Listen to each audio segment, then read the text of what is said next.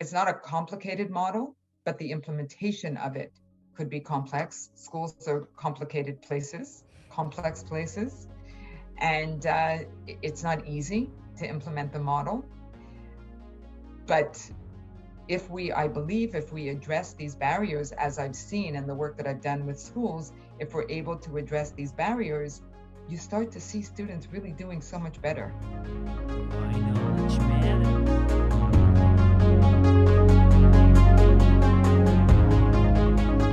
Dr. Karen Gazith, welcome back to the show. Thank you.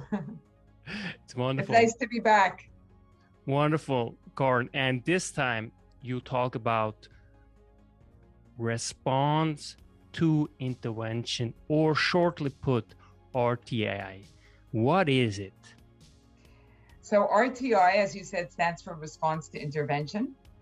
It is a model. It's a multi-tiered model or system of effective instruction and supports for students at different levels based on the supports required. And there's a whole system in place to identify which of the students are reaching benchmarks and which of the students need additional support because they're at risk in terms of attaining those benchmarks, or some students, unfortunately, are significantly at risk. I'm sure we'll talk more about it, but most important to this model of response to intervention is what we call Tier 1. There are 3 tiers. Tier 1 is basically what should transpire or take place in the classroom, because the ultimate goal is that the vast majority of students will thrive, will achieve benchmarks from their in-class instruction, from everything that takes place in the classroom. And hopefully the goal is that a small percentage of students will need additional support. And that really is dependent, of course, on what goes on in the classroom. So there are a whole bunch of facets or elements that we hope take place in what we call Tier 1. And knowing that even with these facets, you will always have students who will need a little bit of extra support or more significant support. And is it subject specific, for example? Is it ELA or math, or is it basically across all the different subjects? So we talk about response to intervention, we're really talking about the way schools should organize themselves. We're talking about all classrooms, all subjects, everything that takes place within a school environment. What's important to mention is when we talk about response to intervention, we're talking about the academic side of the model, which we're going to be speaking about today.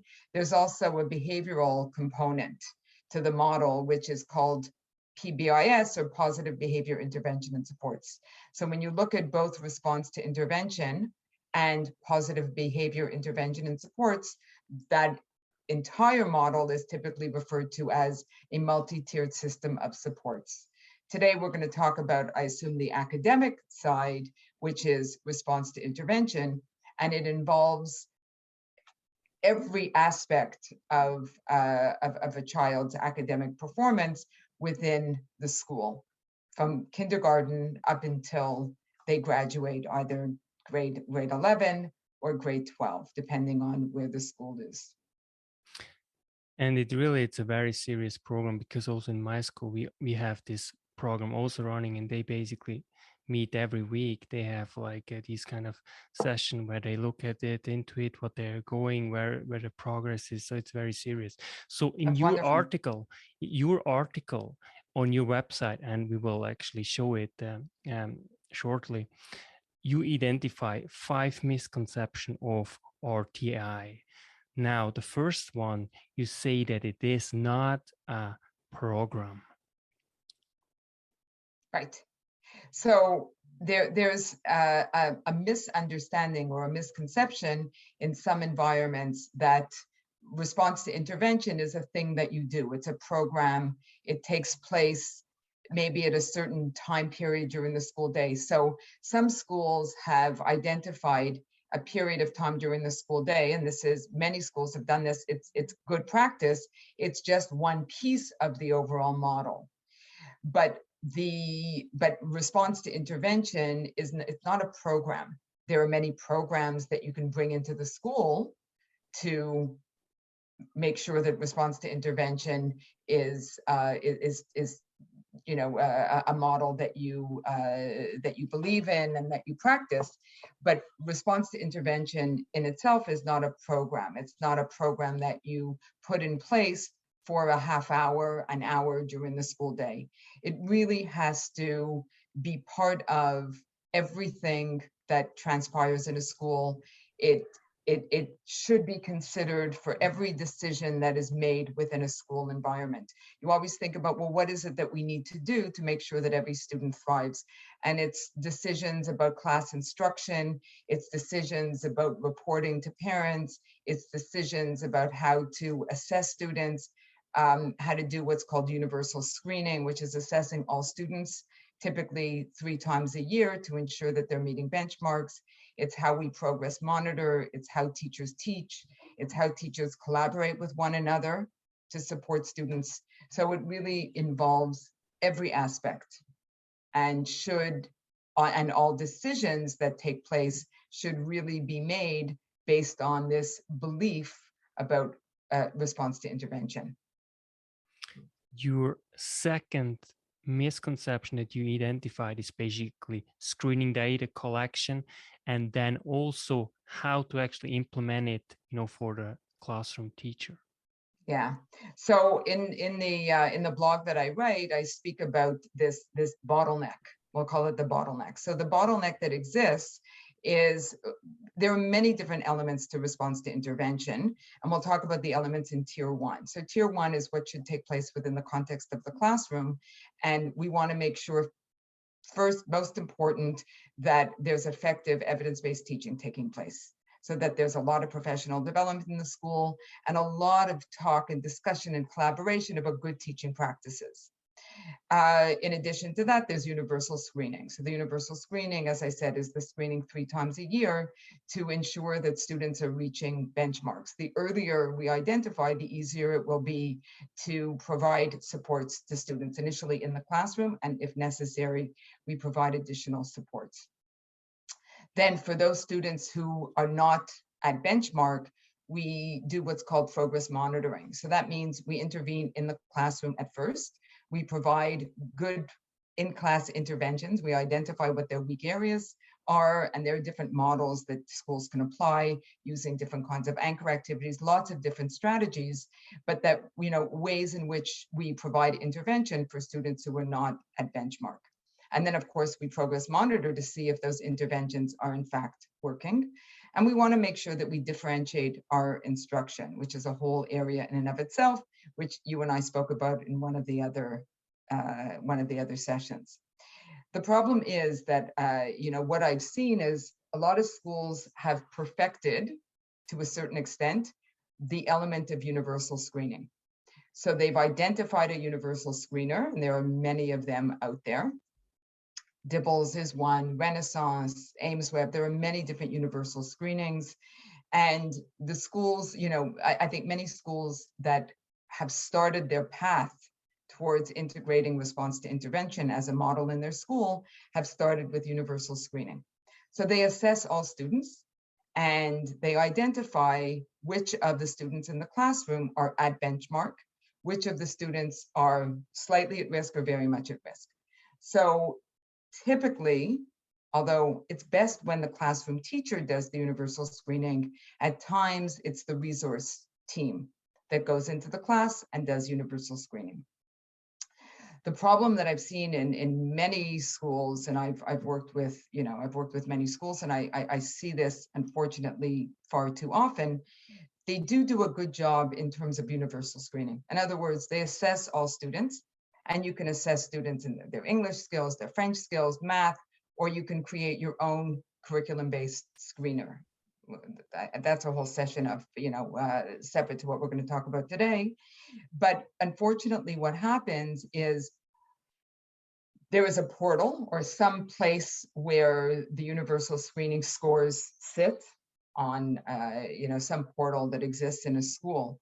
But the bottleneck exists between the scores, the universal screening scores, and the classroom teachers' knowledge of where the scores are, where they sit, where they are, where's the portal, and the use of those universal screening scores.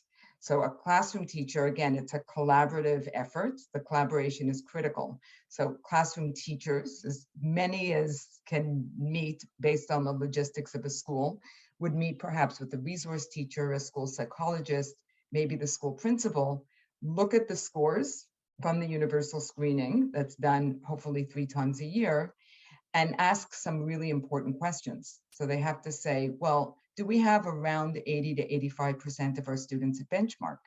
If not, what are the areas that are particularly weak for a large number of students? And therefore, what alterations, modifications do I need to make in my teaching practices to really focus in on those skills where you see a large number of students having weakness? For example, it could be in their, it could be phonemic awareness, fluency, comprehension, some area of math. Where do I see large areas of weakness? And then the teacher needs to focus on those particular areas for the vast majority of students. So the first question is, do I have at least 85% of my students at benchmark? And if not, what are those weaker areas? The next question is, well, let me look at individual students and let me see which of the students are slightly at risk. So they're at risk with their decoding, phonics, phonemic awareness, fluency, comprehension. Where is the weakness? And again, similarly in math. And then as a result, what is it that I need to put in place in my classroom to support those students? That's what should take place. Unfortunately, the bottleneck exists between all of these data that we've collected on students who are at risk, but that data is often not communicated to classroom teachers, or the structure isn't in place for these collaborative, what's called data meetings, to really sit on the data and say, this is beautiful. This really gives me an overview of my classroom, and it really should guide me in terms of my instruction. If the data is collected but not applied in the classroom, what's the point? We're not making use of all these data to support students. So unfortunately, that's where the bottleneck exists. We have to collect the data, but we have to put time in our schedule. It's essential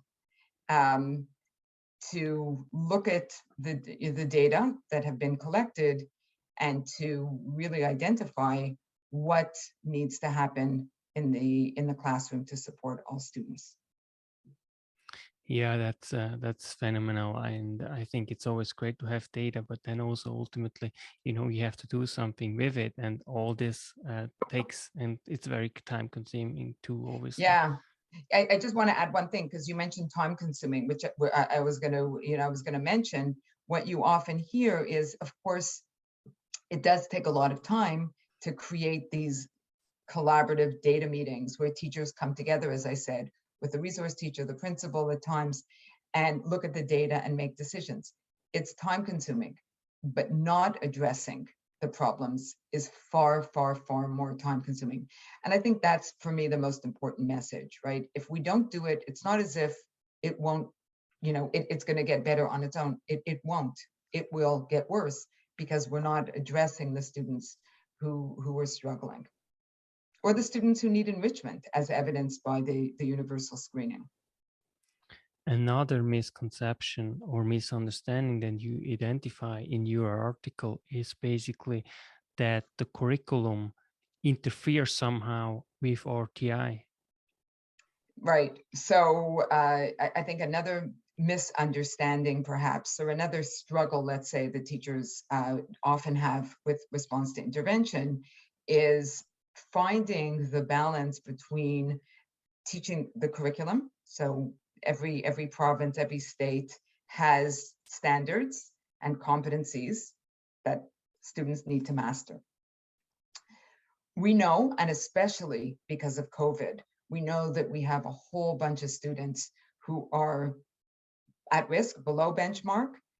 And we could say below benchmark, what we're really saying is they're at risk for developing these critical skills. And these skills are essential. You have to learn how to read, right? Reading, numeracy, I mean, these are skills that are essential. So what we're seeing as a result of COVID, which makes sense over the past 2 years, there's an increase in the number of students who are either at risk or very significantly at risk. So there's a struggle between the competencies that need to be mastered by the students and going back and remediating those skills that have not been mastered. And again, it's only gotten worse because of COVID. So this struggle is, I have to teach my curriculum. And it's far more apparent as the students get older, but we see it even in the younger grades. Students should already know how to decode. How do I go back if I'm supposed to be teaching certain competencies for grade level? That's the struggle that many teachers have. How do I teach the curriculum, but remediate those skills that, where we're seeing these significant gaps? And again, it's very, very difficult. There is no easy solution to it. But again, I would say we can't wish or pray for a student to be at level. We see that they're missing fundamental skills. We're not talking about the extra things that would be nice for students to be able to do. We're talking about essential, basic numeracy skills, language skills, and again, I could even make the argument in courses like history, fundamental skills around language that students need to know, skills related to history, historical learning. And what I see is the struggle that students have either because they're missing the language, the vocabulary, or they're really struggling to understand questions. They have difficulty with cause and effect. So it's not only in the languages and in numeracy, but it really cuts across all disciplines. So we struggle because we have this curriculum, but we have students who are fundamentally, or not fundamentally, but significantly below benchmark. What you hear teachers say is, but I have to teach the curriculum. How do I go back for these students? It is very difficult, but it's essential. If a student is expected to be writing some sort of argumentative essay, we take that as an example, or if a student is expected to be reading at a grade 8 or a grade 5 level, but they're not yet able to decode to that level of proficiency, or their fluency is not at level, you have to go back. You have to develop or help the student develop those fundamental skills so that they will eventually be able to write at grade level. If we're only addressing them at grade level and expecting them to write an expository text when they struggle to write a basic sentence, not only are we not going to help them master those grade level skills, they're going to fall further and further behind because of frustration. Eventually, they're going to give up because they're going to see that the gap is growing larger and larger. So as much as it is a dilemma for teachers to teach grade level, how do I go back for those students who need it? And again, those students are growing in number, unfortunately. There are different ways to do it, but schools have to find a solution. One thing that schools can attempt to do is to devote a certain amount of time in their school day.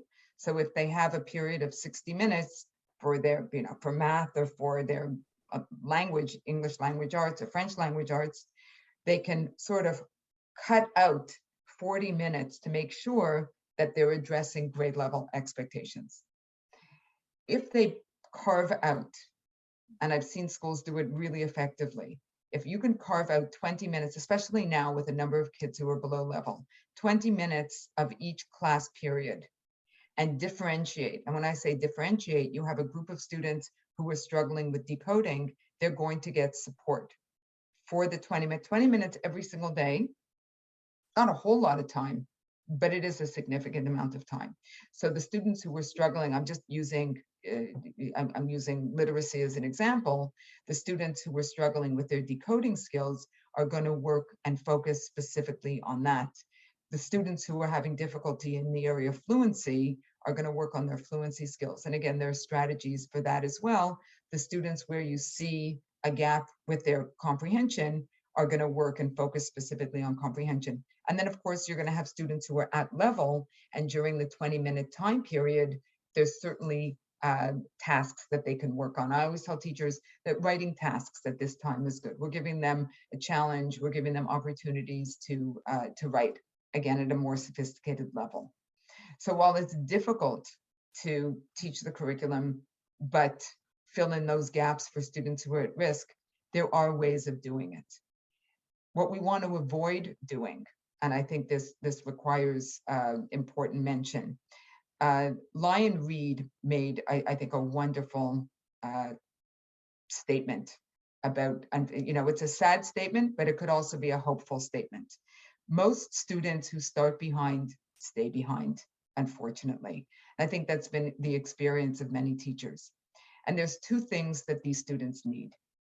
They need good teaching, and they need more time learning. For that reason, if you have a student who is weak in their English language arts skills, and we take them out of class for remediation, the students in the class get an hour of English language arts, and they get an hour outside of the class. We're not going to close the gap. It's 1 hour for 1 hour. It's just these students have it in class that even though it may be one-on-one or small groups, they're still both groups, the students who are struggling and the students who are at level, getting 1 hour of English language arts. If we really want to close the gap, the students who are struggling need that 1 hour in the classroom that hopefully is divided where there's time for remediation built in. And it does work. I've seen schools do it well. And they're getting, even in addition to that, we're finding other times during the school day for even additional remediation, especially for those very, very weak students. And it's about prioritizing. We see language, reading as an absolute priority, numeracy as an absolute priority. We have to find time in the school day to close those gaps. And it's never too late. Another misconception we identified is if you have tier 2 or 3, or a student who is in tier 2 or 3 has, automatically, for example, an individual education plan.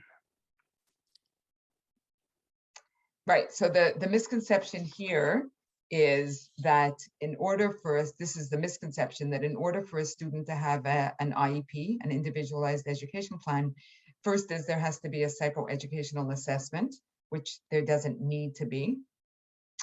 The other important thing to keep in mind is the misconception that every single student that is receiving any level of support needs an IEP. That's not accurate. And not only is it not accurate, it's problematic because resources are limited in every single school. You have a group of people who are tasked with supporting those who are struggling. And again, here we're talking about the academics, there's social emotional difficulties that students have, behavioral challenges. Every school has a finite number of resource personnel. Those individuals are either doing paperwork or working with students. If they're doing paperwork, if every time or every single student who gets any level of support, you could take a student out twice a week for a half hour to give them some additional support, that child does not necessarily need an IEP. Schools have way too many IEPs. There are too many students on their roster for IEPs, way too many. And what that means, because an IEP is a legal document, it has to be written, it has to be written well, you need parent buy-in, parents should be included, and parents should definitely have a say, not only sign the IEP, but should participate in writing the IEP to some extent. Certainly you want their input.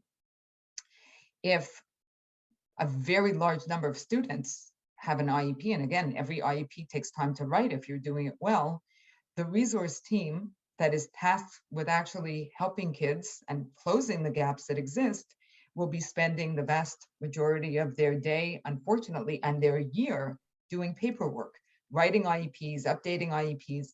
And that's problematic because then who's left to actually intervene, especially with those students who are very much at risk. So we have to really, and it is different in different jurisdictions, but certainly you do not need a psychoeducational assessment for an IEP, and not every single student who gets any level of support. You mean RTI intervention, right? Sorry? For RTI, you don't need a psychosocial assessment, right? Well, again, RTI is a model. So Yeah. RTI is every single thing that we do in a school, right? We're doing it, keeping in mind the idea of response to intervention, which really is simple. Good teaching. RTI is good teaching.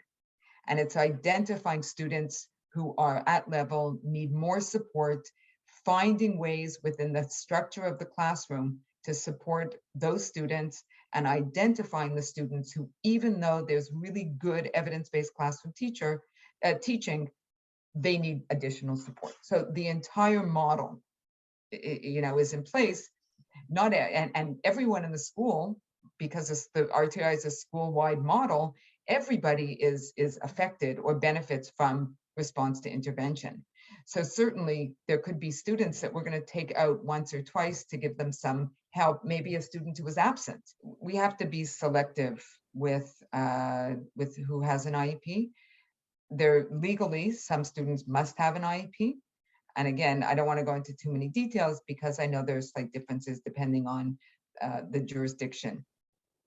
But we know that students who require an accommodation for an evaluation must have an IEP, and there are other situations as well.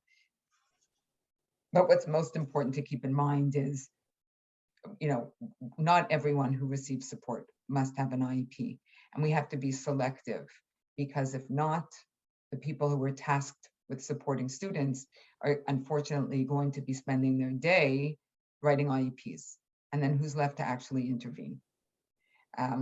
So we can do an assessment and say you have a fever, but who is going to treat the fever? And if we're busy with documentation, unfortunately, we won't have those people charged or tasked with intervening with students able to do so because of all the paperwork. This really relates well to your last point, actually, that you say that if you are in tier 3, basically you have to intervene one-on-one with students, which also obviously takes a lot of stuff. Right.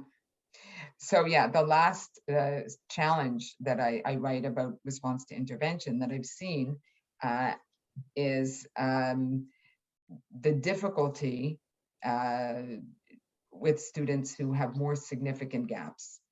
And so we say students who are significantly, according to universal screening, significantly below benchmark, whatever the area is, whether it's in language skills, reading skills, numeracy. But we see students who are significantly below grade level according to their universal screening scores. So depending on the grade level, and again, different schools do it differently. Some schools have them remain in the classroom. Again, it depends on how old they are. If a student is in high school, significant gaps, you're not going to wait as long before you remove them to provide that support. What schools struggle with is those students who are in what's called tier 3. So students who are significantly below grade level, and unfortunately, even with solid evidence-based teaching and intervention, either in the classroom or, at first in tier 2, which is small groups for shorter periods of time, the gap remains. They remain significantly below. So you're not seeing a closing of the gap. And we're not looking at, the line between their scores and the classroom benchmarks can't be a parallel line. Everyone is going to progress. But what we're looking for is actually closing the gap. So if we're not seeing that is happening, and a student remains significantly at risk, let's say in their decoding, in their different literacy skills, then they need what's called tier 3 support. So tier 3 support is typically one-on-one, if possible, 45 minutes to 60 minutes a day.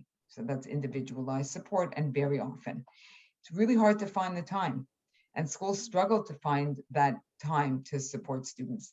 And here what I write in this article is that we have no choice but to find the time. And I know it sounds sort of pie in the sky, but these are students who are already significantly at risk. If we don't close the gap, that gap is going to grow larger and larger. Students who are not reading at grade level are significantly at risk. We know that reading is the gateway to many other subjects, not to mention success once they leave school. And there's all kinds of other challenges that we see for students who struggle to read. So we see, and again, I'm using reading as an example, but you would have the same idea. Sorry, we'll have to cut that up. No But we see the same challenge in languages, numeracy, the same concept exists. So these are students who were significantly below level. Again, they're not magically, that gap is not magically going to be closed. It's only going to grow larger. We have no choice but to find the time. Again, it's saying, you started off with a fever of 102. If we don't deal with it, the fever is now 104, 106. It has to be addressed. We have to deal with those students who are significantly below grade level on those areas that we've deemed essential for students to master. We have to find the time. You have to look at the student's schedule. And again, it differs in every school, but is there any area, can they be exempt from any non-essential, non-core class? When in the school day can we provide them with that support? And if it can't be an hour a day, let it be a half hour a day, 45 minutes a day. But I'm just going to add something. There's, we have to think about, there's a concept called distributed practice and mass practice. So, or support. Mass support means we give them a lot of support sort of once a week. So we're going to give them an hour and a half once a week. Distributed practice means we're going to give them support every day of the week. Distributed practice is far more effective than mass practice. Sometimes we say the resource teacher can help you on Mondays for an hour and a half. That's like doing exercise once a week. So once a week, we're going to do exercise every Monday. We're not going to do it for the rest of the week. We know that come Monday, we're going to feel like we're starting from scratch each and every time. But one of the reasons why distributed practice is so much more effective. So we really have to build a schedule based on what's best for students and try our best to give them support each and every day. Like I said, 60 minutes, 45 minutes. If we can't do that, even 20 to 30 minutes every single day with individualized support is going to serve to close the gap. So we have no choice. We have to do it. The gap is just going to grow larger if we don't address it. And we have to look at those students who are in tier 3. If we do a good job in tier 1, evidence-based teaching, identifying students early on, providing supports in classrooms, we should only have about 5% of our students who are in tier 3. But we have no choice but to support those students in tier 3. And we have to look at their schedule. We have to identify times throughout the week where they can receive the support that they need. Lastly, why do you think there are so many misconceptions? Like you identified 5, there are certainly more than 5. Right. I mean, there could be more than 5. The reason why I've identified these misconceptions, I've supported schools implementing response to intervention, in a pretty significant way, different places. And I see common misconceptions. I see these primary common misconceptions. And these are pretty big misconceptions. And, student success is too important. And these are real barriers to success with response to intervention, which really means student success.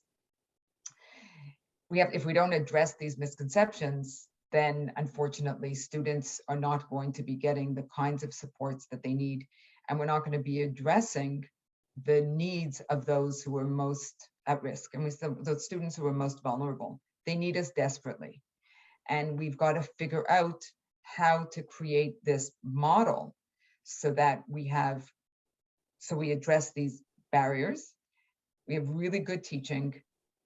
We screen students, evidence-based practice, lots of professional development, helping teachers with what evidence-based practice is, support at the tier 2 level, using evidence-based support at the tier 3 level as needed, and making sure that the individuals tasked with supporting students have the time to do that.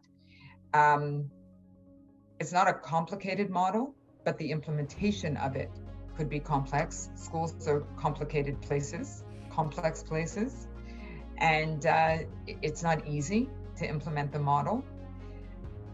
But I believe if we address these barriers, as I've seen in the work that I've done with schools, if we're able to address these barriers, you start to see students really doing so much better. It's not, it's not a conceptual idea. You actually, in practice, start to see students' scores increasing. And that's why I just think it's so critical. It's a complex, I think it's a simple model, but I think it's complex in its implementation. And common misconceptions or challenges that arise when schools try to implement this model. But I think, I think we would all agree that we have no choice really but to identify and effectively support those students who are most vulnerable. Karen, thank you so much for sharing your important insights. Thank you. Dr. Karen Gazith.